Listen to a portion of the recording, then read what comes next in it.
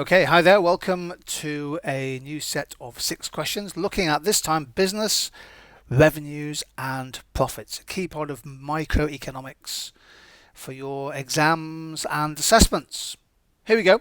6 questions. As always, whenever you need to, just press the pause button on the video, have a go, have a think about the question, and then press play when you want to walk through the answers and the explanations. Question 1. The price elasticity of demand for a firm's product is 0.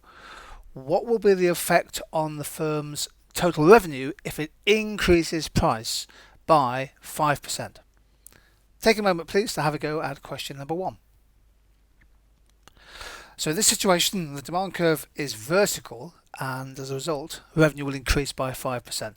Demand won't change at all following a price rise, and therefore any increase in price translates straight away to an increase in the revenue because the quantity sold isn't going to change.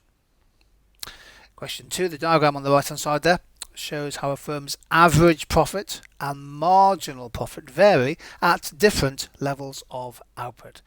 If the firm produces output 0Q, which of the statements A, B, C and D is correct? Have a go please at question number 2.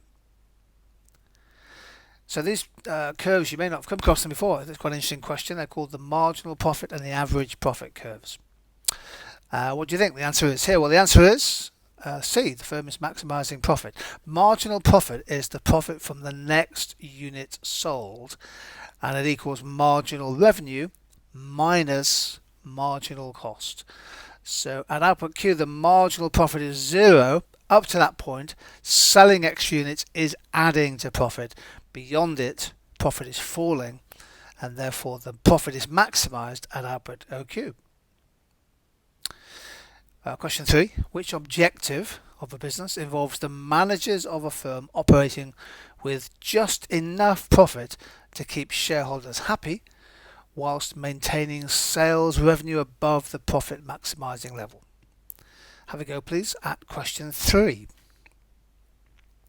So of course we know many firms don't aim to be pure profit maximisers, in particular when there's a divorce between the ownership of a business and the control of a business, which is oftentimes in the hands of managers. The correct answer here is C. This is an example of what's called profit satisficing, making enough profit to keep the shareholders reasonably happy with their dividends and perhaps the share price, but equally perhaps driving revenue is higher, perhaps because managers' pay is linked in some shape or form to the revenue of a firm rather than the pure profit. Question 4. The diagram on the right hand side there shows the cost and revenue curves of a monopolist whose only cost of production is a fixed cost. And the question is, what will be the profit maximising price? A, B, C or D? Again, take a moment on this one, think it through, consider the consequences here and have a go at question number 4.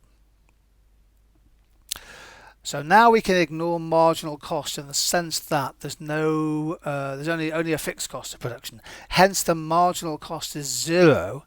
So effectively what that means is the marginal cost curve lies across the x-axis.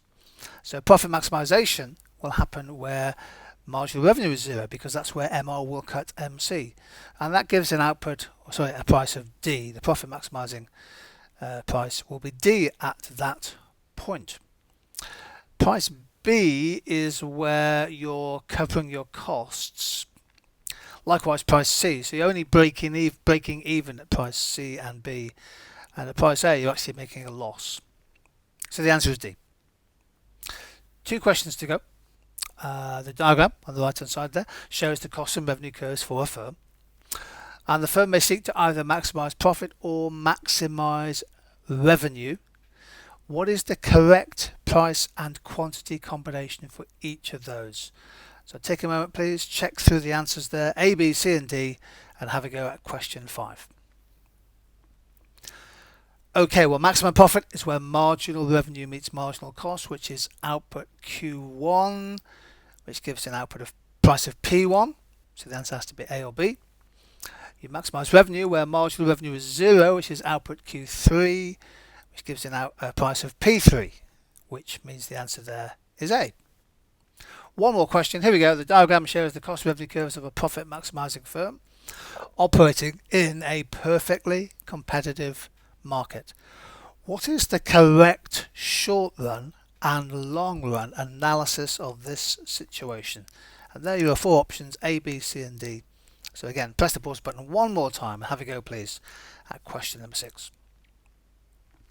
Well, in the situation at the moment, the firm is making supernormal profits. So where MC meets MR, the price is above the average cost. So they're making economic profits, which will increase the number of firms in the long run because firms will be attracted into the industry by the signal of supernormal profits. So the answer is C or D. And of course what happens is as new firms come into the market supply increases. That then drives the price lower, eliminating or competing away the supernormal profits, so that the firms in equilibrium will be making only normal profit. So the answer to question 6 is C.